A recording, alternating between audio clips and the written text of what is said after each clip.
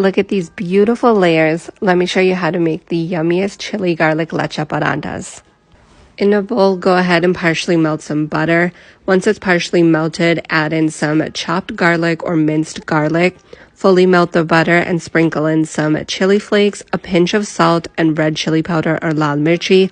Add more or less depending on your spice preference and intake. Set this aside and let's go ahead and assemble the paratha. Take a ball size of dough and roll it out very thin. We want it to be very thin because we're going to be putting the chili garlic butter onto the dough once we've rolled it out. So be generous and apply it all over in a nice layer. Sprinkle some freshly chopped coriander onto this, pressing the coriander into the dough so that it sticks and doesn't fly everywhere once we make the pleats. To make the pleats, we're going to sort of do this back and forth motion, almost like when we made paper fans. It's the same motion and technique. Roll it into a circle next, ensuring that the ends completely close and are sealed shut. If not, the paratha is going to come apart and it might be a big mess.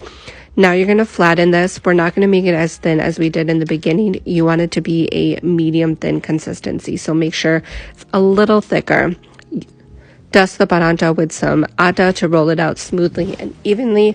Transfer it onto a tawa or a hot pan. Once it starts to cook and brown up, you can then add some oil or butter. Flip it over, press it gently to ensure that it cooks thoroughly and evenly. Remove from the stove, and as you can see, I made a couple of them for lunch and they turned out beautifully.